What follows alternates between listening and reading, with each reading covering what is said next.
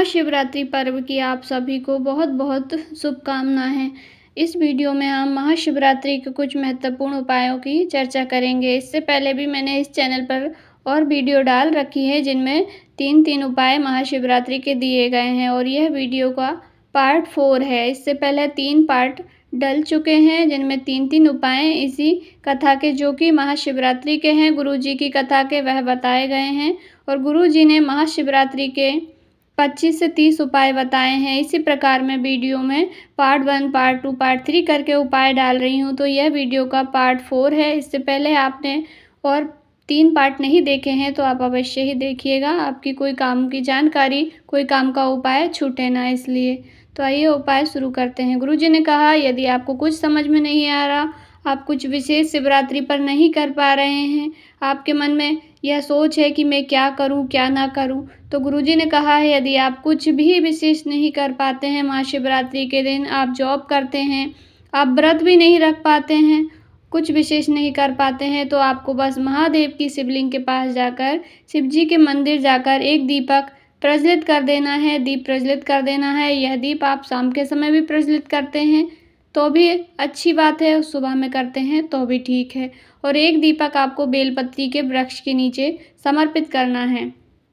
नियम बना लीजिए, आप प्रत्येक शिवरात्रि, प्रत्येक प्रदोष पर 2 जगह दीपक अवश्य ही लगाएंगे। तो पहला तो उपाय हमारा यह हो गया। दूसरा, आपको किन महादेव के नाम से जल भोलेनाथ की शिवलिंग पर समर्पित करना चाहिए, तो आइए जानते हैं। पहला है, यदि आप कर्ज मुक्ति के लिए जल समर्पित करना चाहते हैं, आपके घर में कर्ज अत्यधिक हो गया है, तो आप बटकेश्वर महादेव का नाम लेकर शिव जी की शिवलिंग पर जल समर्पित कीजिए। आप रोज मंदिर जाते हैं तो रोज कर सकते हैं, अन्यथा आप शिवरात्रि पर, मासिक शिवरात्रि पर, प्रत्येक सोमवार पर यदि जल चढ़ाने जाते हैं तो आप कर्ज मुक्ति के लिए जल समर्पित कर रहे हैं तो आपको बटकेश्वर महादेव जी का नाम लेना है। और यदि आप रोग मुक्ति के लिए जल समर्पित कर रहे हैं तो आपको कुंदकेश्वर महादेव जी का नाम स्मरण करना है।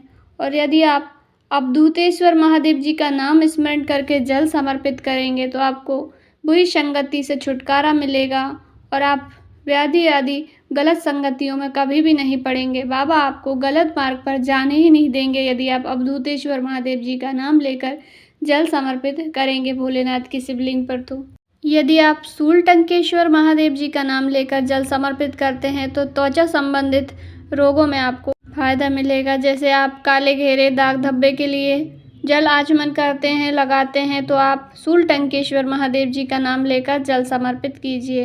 और यदि आप संतान प्राप्ति के लिए जल समर्पित करते हैं, आप संतान प्राप्ति के लिए रोज जल चढ़ा रहे हैं, तो आप तुम्रकेश्वर महादेव जी का नाम लेकर भोलेनाथ की शिवलिंग पर जल समर्पित कीजिए। आपको संतान प्राप्ति में दिक्कत नहीं आएगी, आपको संतान अवश्य ही प्राप्त होगी। यदि आपको पैर के तलवे में कहीं दर्द होता है या कमर से नीचे का हिस्सा, जैसे पैर, घुटने, कमर से नीचे का जितनी भी पैर के हिस्से हैं उनमें कहीं दर्द होता है, तो आप शूलपाणेश्वर महादेव जी के नाम से जल समर्पित करेंगे तो आपको इसमें राहत नज़र आएगी। गुरुजी ने ऐसे कई नामों का, भगवान भोलेनाथ के अनेकों नामों का वर्णन किया है जिनसे हम जल समर्पित करते हैं तो हमें लाभ देखने को मिलता है। पिपलेश्वर महादेव का नाम लेंगे तब भी हमें रोग से मुक्ति मिलेगी और पितरों को प्रसन्न करने के लिए हम पिपलेश्वर महादेव जी का नाम पीपल के वृक्ष के नीचे जल समर्पित करते समय लेते हैं तो इससे भी हमें लाभ देखने को मिलता है। तो आप इस प्रकार से नामों का स्मरण करके भोलेनाथ के शिवलिंग पर जल समर्पित कर सकते हैं। तो आइए जानते हैं उपाय।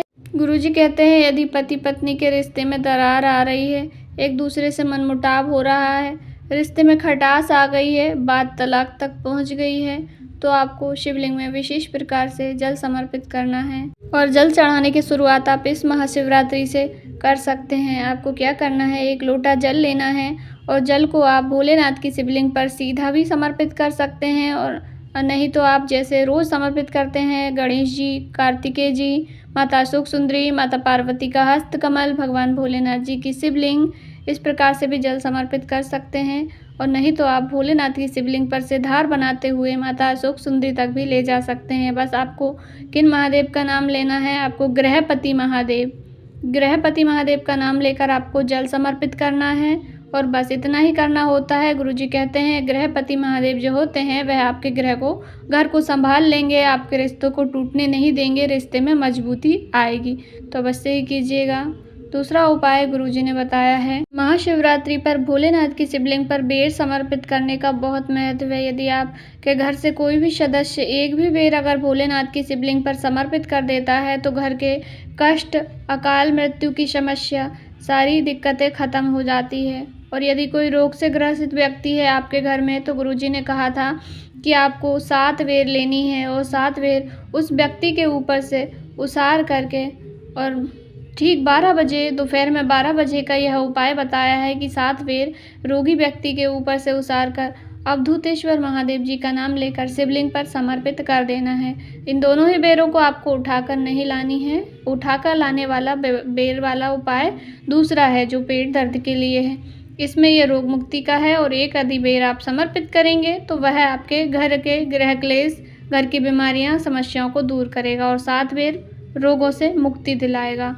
और दूसरा बेर वाला उपाय जो है खाने वाला, वह यह है कि गुरुजी कहते हैं कि शिवरात्रि के दिन यदि आप बेर समर्पित करके भोलेनाथ की शिवलिंग पर बेर समर्पित करके और उनको उठाकर ले आते हैं तो उधर संबंधित समस्याएं दूर हो जाती हैं। तो इसमें आपके पास जितनी बेर हैं आप ले सकते हैं, 5 या 7, और आपको बेर भोलेनाथ की शिवलिंग पर समर्पित कर देनी है और समर्पित करने के थोड़ी देर बाद उनको उठा करके ले आना है और उनको रख लेनी है। सुखाकर भी रख सकते हैं। और यह बेर आपको उधर से संबंधित कोई भी समस्या आएगी, पेट दर्द या किसी भी प्रकार की समस्या पेट से संबंधित होगी तो इसमें उस रोगी को खिला देनी है। गुरुजी कहते हैं जैसे ही आप खिलाएंगे उसके आधे घंटे के बाद आपको पेट दर्द में फ़ायदा अवश्य ही होगा।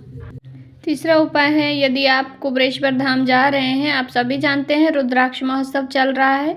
7 मार्च से 13 मार्च तक रुद्राक्ष महोत्सव चलेगा। इसमें गुरुजी ने कहा है कंकर संकर की धरा कुबरेश्वर धाम में जो भी व्यक्ति जाए तो उसे जहाँ भी जगह मिले आप आसन ना ले जाएं, आसन ना मिले आपको कोई दिक्कत नहीं। कुबरेश्वर धाम की धरा पूरी पवित्र है, आप कहीं पर भी बैठेंगे सारी धरा पवित्र है, भोलेनाथ की ही धरा है। तो आपको जहाँ जगह मिले वहाँ बैठ के आप 108 बार श्री शिवाय नमस्तुभ्यम, श्री शिवाय नमस्तुभ्यम का मंत्र जाप करेंगे तो आपको इसमें सारी समस्याओं से आपको हल ज़रूर ही मिलेगा। यदि आप भी कुबरेश्वर धाम जा रहे हैं रुद्राक्ष महोत्सव में तो यह 108 नाम का मंत्र अवश्य ही दान करके आएँ, जाप करके आएँ।